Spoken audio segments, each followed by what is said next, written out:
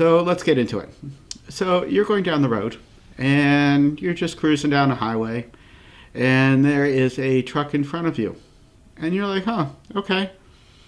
And you're like, well, they're going kind of slow. And you have to realize that, trucks can only go so fast because we don't want people speeding in trucks. So on the bigger carriers,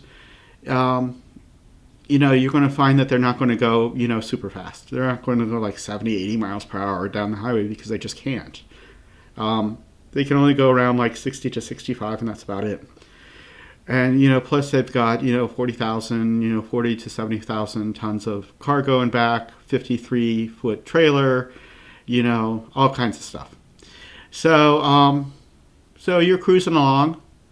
Everybody's doing what they should be. Nobody's being crazy. Nobody's being negligent. There's no liability.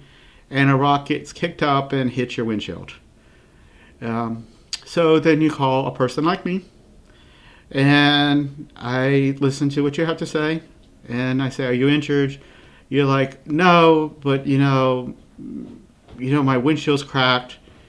Now, there's a couple different things I can do. And there are some trucking companies out there that are, have like Great West or some, other insurance company. And then there's some companies that are self-insured. Self-insured means that they have enough assets. If all the claims came due at one time, they would be able to pay that. So they basically pay out of pocket because they can. So you call me, we're self-insured. I chat with you. You're angry. I'm trying to figure out what happened. You say your truck, trailer number, blah, blah, blah, struck, or, there was a rock, it flew out and it struck me. So it depends on, with self-insurance, you do have a little bit of, freedom. Basically, what self-insured wants to do is avoid liability. But we want to pay what we owe. We don't want to pay, fraudulent claims, which are illegal. And we don't want to pay people that are making false statements, which is not legal either. So we don't want to do that. So, so I get a claim, and I have to determine. So the first thing I'm going to do is that I'm going to see, do you have any dash cam or anything? Can you show that we were negligent? Because if we're not being negligent and there was just a rock there, that's not our fault. It just happens. You can make a glass claim through your insurance company, and that's the end of it. But if, let's say that you have 5 children in the back seat and there is something that flew off of our truck. Now the trucks and trailers are made so there's not going to be stuff flying off, or there'd just be 20 million claims. So let's say that legitimately something broke off or something, and we'll talk about tires in a different show. That's a whole different subject. And it hit your windshield. Or let's say you have dash cam and we were out there driving crazy, negligent, doing all kinds of crazy stuff. You have that on film. First of all, I would want to get a non-injury statement from you and the adults, and then the legal guardians of any children involved. If you are injured, you make an injury claim, and then we'll follow up with that. If you're legitimately injured, then you have every right to file a injury claim, and then we see where that goes. There are some trucking companies that will just pay it out of pocket and not worry about it. They get their general release, which means that the other person completely gives up any rights to come back to that claim for bodily injury or property damage, and they pay out, and that's fine. I've seen some claims where people are saying, well, the truck hit something. It hit a tire in the road. It wasn't their tire. Or when I do my investigation, I find out that we don't have, none of our tires were damaged. Your driver hit something in the road, and it hit my car. Well, you have to look at things in an insurance sort of way. Is it a missile or is it road debris? So did it come directly off the truck, and was it a missile? Or was it just laying on the road and you should have had, proper lookout? Because everybody needs to keep control of their vehicles. on the road at all times.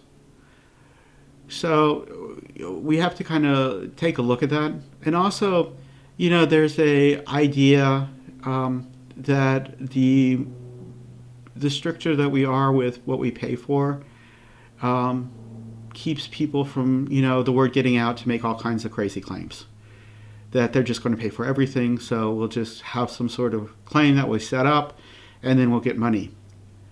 So that's why we do an investigation, and that's why we look at each claim one at a time and determine their merit, and if there's any market value to their claim.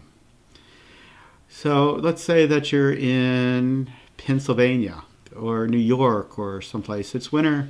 You're driving along. There's a truck ahead of you. Some ice comes off the top, hits your windshield, and there's, busts the front of your car.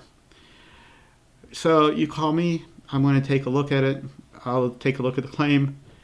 And I'm going to also go to the ice statutes in the state that it happened in. Pennsylvania doesn't have any ice statutes. It doesn't, there's no liability prescribed by law for ice falling off trucks. But, of course, with being self-insured, there's always that idea that, it's cheaper to pay for somebody's windshield and, make them happy, especially if there's children in the vehicle or there's a lot of people in the vehicle. It's cheaper just to pay for a windshield, get a non-injury statement, get a general release, and move on. So there's that idea. So I think a lot of people, I talked to someone in Virginia, which is 1% bars. That means that 1% negligence on the part of the driver making the claim bars 100% recovery.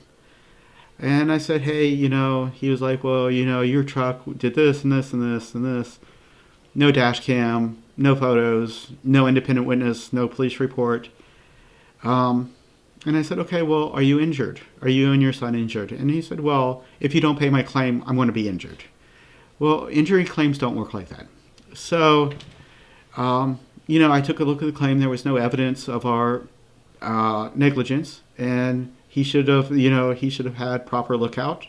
He shouldn't be driving so close to a vehicle, and he should have control of his vehicle. So, I was, that was something that didn't seem like it had much market value. So anyway, I hope this helps. Subscribe if you like the video, and I'll see you on the next show.